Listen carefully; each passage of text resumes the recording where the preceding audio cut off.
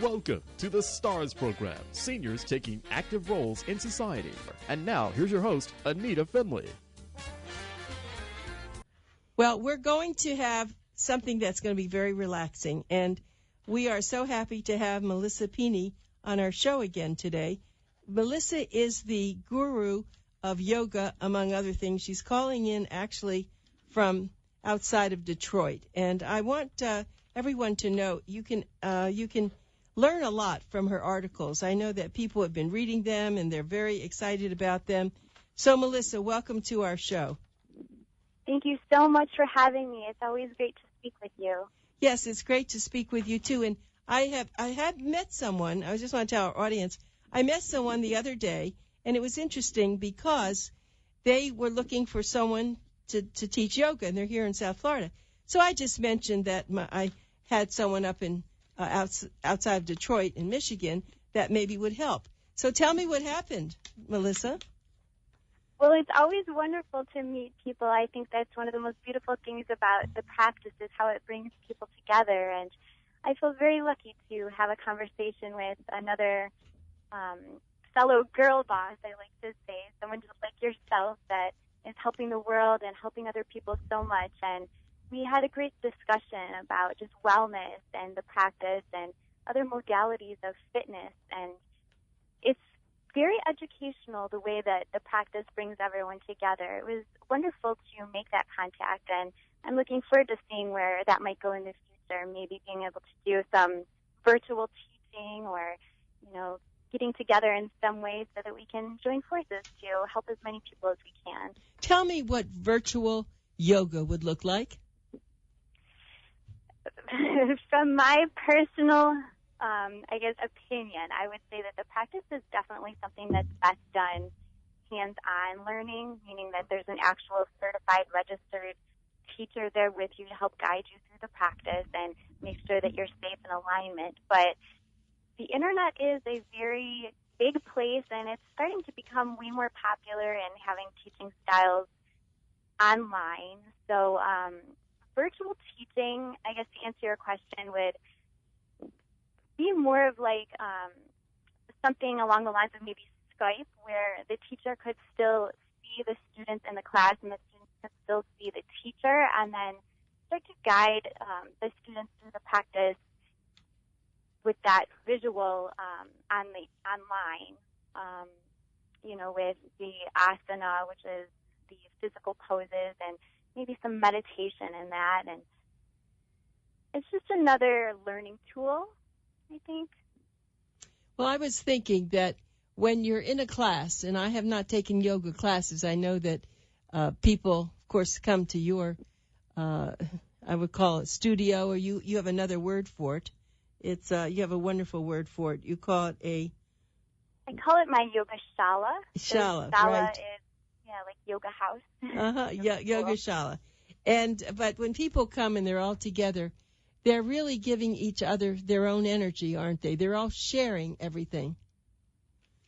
They are, and that's one of the most beautiful things about practicing at a shala is that you have that community, and community is such a wonderful thing to have with a group of people, all there for the same reason. We call that a sangha, or a group of people that join together for a common theme or a common practice, which is for peace and to work together and help each other out.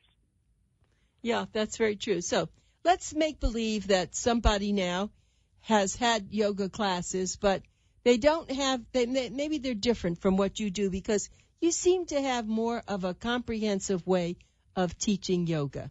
So why don't you make believe that someone has come in and they have had some yoga, but not really like what you do? How do you begin their journey? I think that everyone that comes in brings something special. So as a teacher, I believe that I learn just as much from my students as hopefully they're learning from me. So when someone comes in that maybe is, versed in another style, I do like to think that MAP Yoga, we have our own style there. I have my own way that I like to guide and teach the classes based upon my experience and background. But when someone comes in with a different background, we can learn from them as well. If I were to just have them be a part of the shala, I would welcome any practice that they are well versed in, and we all just kind of flow and move through the practice with our own experiences, and it's all in the journey. So regardless of where you're at in the practice, and just joining together to create that community and just relishing in each other's strengths, and whatever anyone brings to the table, just welcoming that and welcoming everyone as they are, and knowing that the practice is for all. And it seems like Melissa PINI is my guest today, and Melissa is she has her own I call her studio. It's called Map Keys Yoga, and it's something that is a little different. She decided to do different things than other people, because I've been to some other yoga studios, and this shala that Melissa has is just beautiful. I have to say that I was amazed when I was there. Everything was so carefully designed and thought out. And even if you see her article, every month you'll see an article, and this past month it's on page 21. It's called Yoga for Mental Health. So yoga for mental health, that's pretty good, and I know what that is. It's for people who really do need some mind. What's it? Mind. There's a word now that we all use. Mindfulness? Mindfulness, yes. And that's what you're trying to get people who maybe have good bodies, but they don't, their mind's really playing tricks on them, right? Right. I actually began the practice, long ago with meditation and mindfulness. That's what drew me into the practice originally, and then the asana, the poses, and all that followed. But with my background, I've done a lot of research and study through collaborative action research, where I studied a lot with chronic pain management, and based upon the research that I've done, studies have proven that yoga and mindfulness really does help with mental health and allowing a person to recognize that they have the power to control their thoughts, and thoughts don't control you.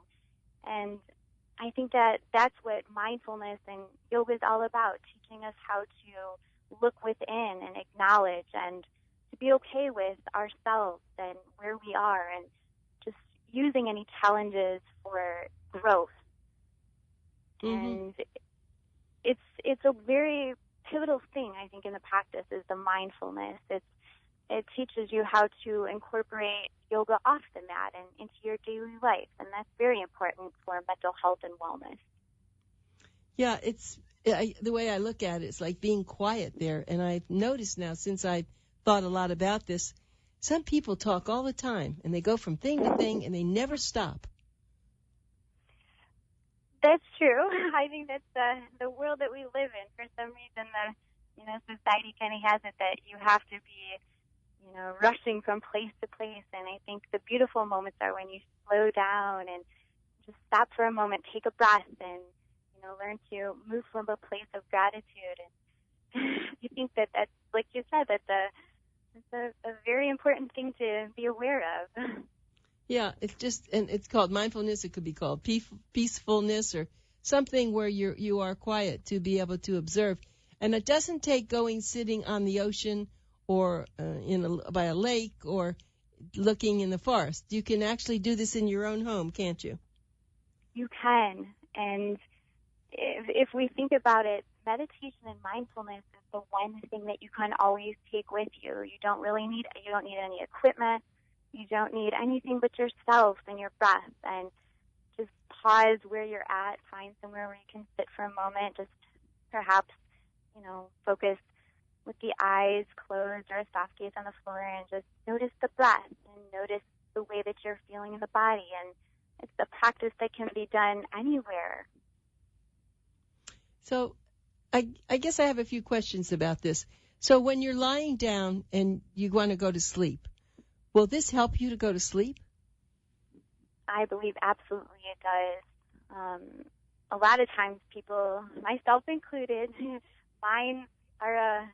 mind is a very powerful tool, and sometimes thoughts can, start to pop up, and to just take those few minutes before you go to bed to just pause in stillness, to breathe. And there's different types of meditation techniques that one can use to find that stillness.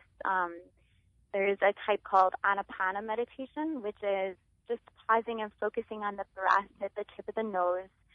And then when the mind begins to wander, as it naturally will, we just bring it back to the breath at that place. And by focusing the breath on that certain place of the body, then it allows the mind to become more still.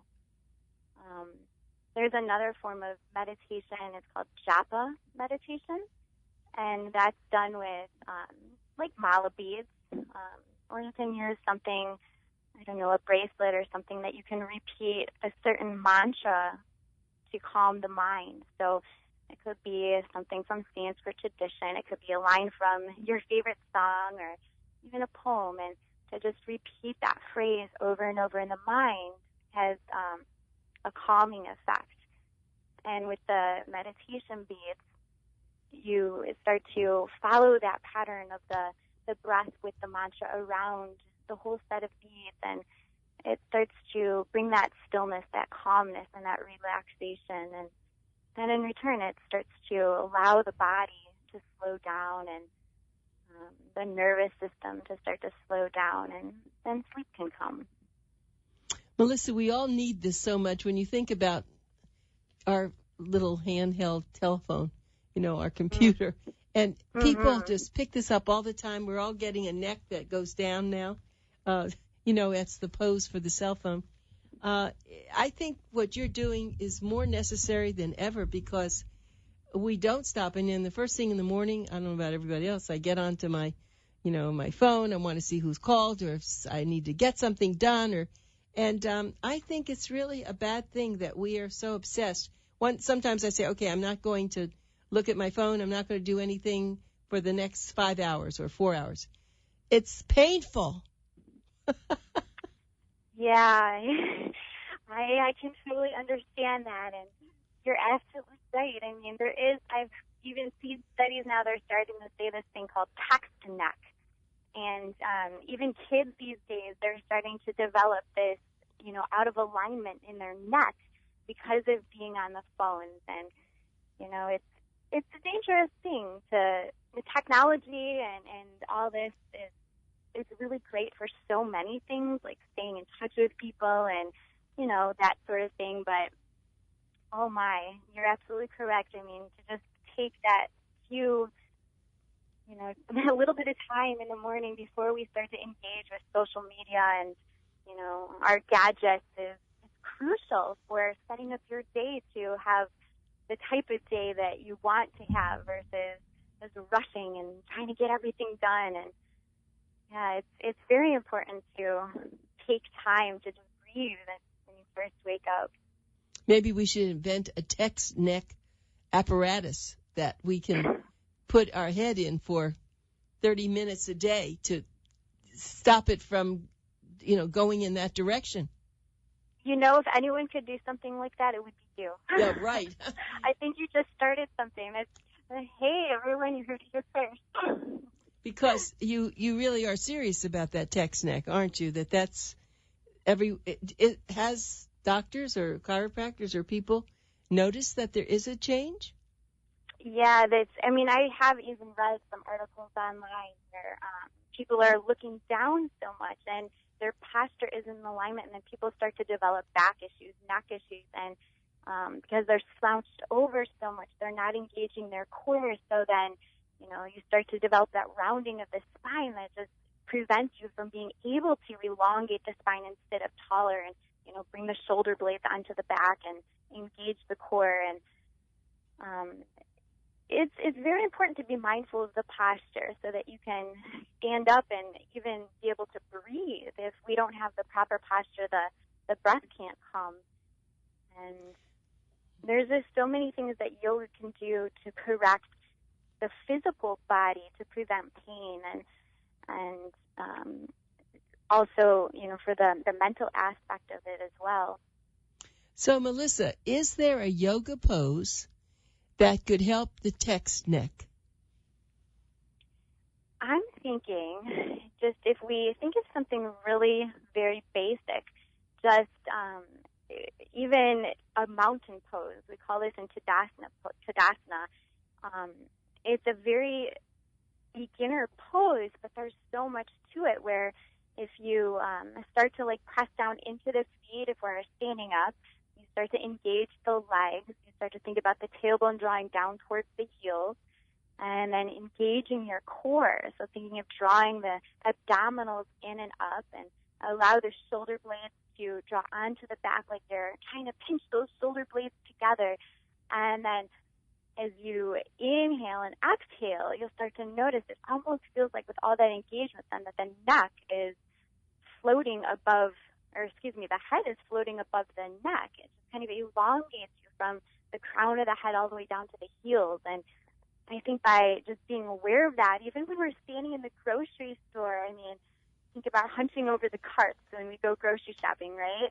If we just kind of elongate the spine as we're just kind of moving about our regular day, I'm sure that anyone in general would feel a difference in the whole alignment of the neck and the spine. Yeah, I heard what you said, but so when people lie down in yoga, when they're doing their yoga poses, is there a pose that their neck and back, their head and the neck can go back further? I guess it can't be on a flat floor. Maybe it's on some sort of a lying. Maybe this is interesting. Maybe there starts to be a hole for the head to go down in the back as you're lying down, and you put it back. So your body's flat, but your head and your head is kind of going down in a hole. I see what you're saying. So there is a pose that sometimes I'll offer. It's kind of like a more restorative pose, and we use these things called bolsters. It kind of looks like a big, like a body pillow almost. It's kind of like in the shape of a big log, but it's a soft pillow. And if you bring this big bolster towards the low back, so that it's touching the bottom and it's facing, towards the opposite direction, but still in line with the direction that you're facing. And if you go to lie back on that, keeping it snug by the low back, then when you're lying backwards on this bolster, it starts to open up the shoulders, and then the head can drop back. Oh, that's it. Now, and what do you call that? I call that's it a text neck. Yeah, there's maybe I'll start calling it that. Yoga for text neck. Yeah. I kind of use that more as it's like a restorative shoulder opening, heart opening modification or variation for a restorative shavasana type posture. Yeah, so maybe there is something, because I do think that, maybe that's a good article in the future. I don't know if you have to figure that out, because people, I don't think, are realizing what's happening. And after a while, it'll be almost too late for them to change their body contour. Oh, I agree completely. I've even noticed myself when I'm, doing a lot of work, like office type work, and, I take breaks periodically as I work to do some asanas, some yoga postures, and stretch out the neck and stuff, and even just allowing the head to hang free fall, like if you're, kind of in a forward fold type posture, so that the neck, it's almost like gravity is pulling the head down, and it's just a release, I notice anyway, like in the back of the neck and the spine. And you're right, I think that would be an excellent article to start to chat more about, and for people, for people to become aware, and then to give them some solutions. I was thinking, if you go, like we have at our condo, an exercise room, and there are some things that you raise your hands up and you grab the weights and pull it down, but that's not what I'm talking about. I'm talking about specifically your neck, just what you said, that you would actually stretch it every day back, so anything you do during the day that damages it can undamage it. Right. Absolutely. Kind of like some counter posing for all that leaning forward. Right? Exactly.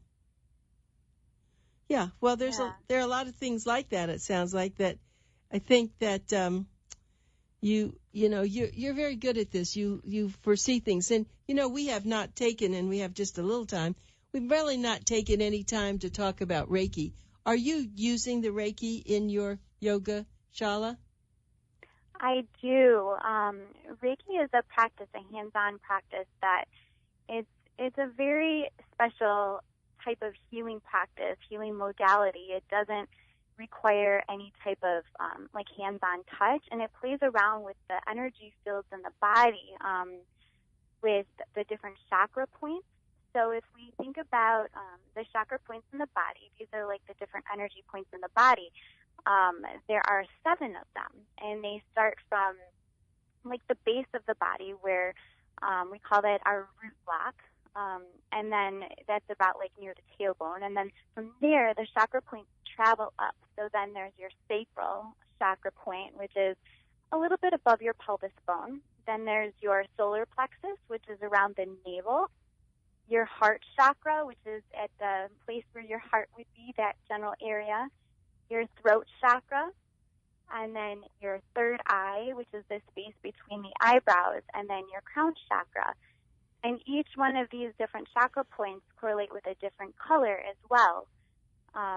So they are red, orange, yellow, green, blue, purple, and then, indigo or clear is the very top. And it's said that when these different chakra points are clogged or blocked, that's when people start to experience dis-ease or disease in the body or the mind. And so we allow the breath to travel through the body to keep these chakra points clear. But then there's also these different nadis, which are the energy channels in the body. And same thing, when those are blocked, then the breath can't travel through the body. And then people start to experience dis-ease or disease in the body and mind. And so these different chakra points, they also can correlate with different yoga postures. So sometimes at the shala, I will do a themed practice where it's based upon maybe one particular chakra point for that class, and we'll work with postures that will open that chakra point. And then, for example, if someone's experiencing maybe some lack inside somewhere, we might do something with like a self-love themed practice where we work with opening the heart chakra and doing different postures for that chakra point in the body. And I combine the Reiki with that by the healing practice of working and clearing those chakra points. It's a no hands, where the hands start to place above those different chakra points to clear the different chakra points. Yep. And it's all intertwined. So when someone comes and they start working with you, they have no idea what they're getting into. I can just tell you right now, you really, I guess you have to look at them and really assess what they need, don't you?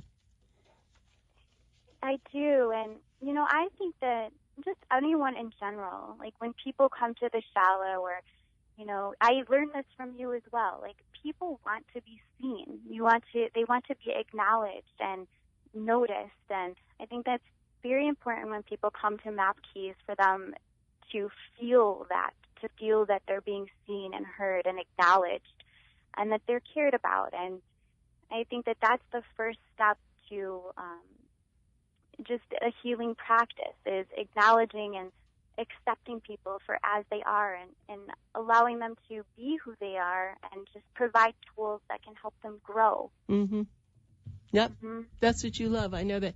The one thing, when I went to visit you, I was really very impressed with all your sayings. You have these great plaques on the wall and photos on the wall, and they really do make a difference. I know I try to put some of these things in the Boomer Times too, because I think that and I send you things from time to time, I think that they're very inspiring, aren't they?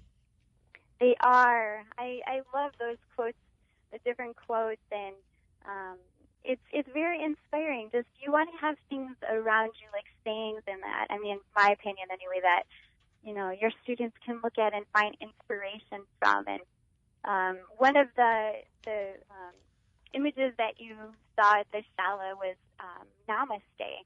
And a lot of times at the beginning of practice, at the end of practice, I will say namaste to my students. And that means that you're acknowledging the light in them and seeing the same light in them that they see in you, meaning that you're all the same, you know, going back to what we chatted about just a few minutes ago, that,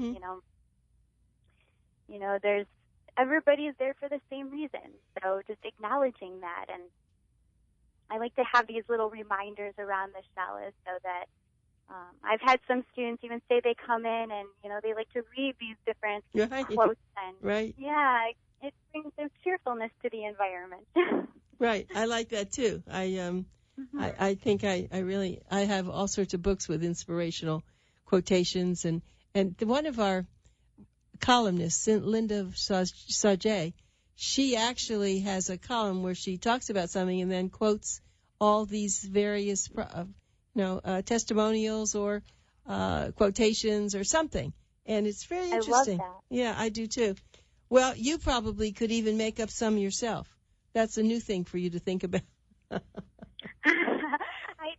do. I'm very honored to be a columnist for Boomer Times and just to be a part of such an incredible magazine, to share my words and my thoughts. You know, I've been writing for a very long time, and it's a complete honor to share my, different practices in your beautiful magazine. So I'm very grateful that people are enjoying it. And I have to say, around Baptiste Yoga, Boomer Times is a really big deal. Everyone looks forward to the magazine coming out, and there's a lot of fun things in your magazine that so many generations can appreciate. Yes. So I love the whole concept of it. Yeah. Thank you. Well, let me give everybody the way they can get in touch with you if they would like to do that again. And that is MAP, M-A-P, Keys, K-E-Y-S, yoga.com. So you can send Melissa a question, or you can say hello, or whatever you'd like to do. Thanks, Melissa. I really appreciate your calling us today. Thank you so much. It's been wonderful to chat with you. You are amazing. So are you. Goodbye. Bye.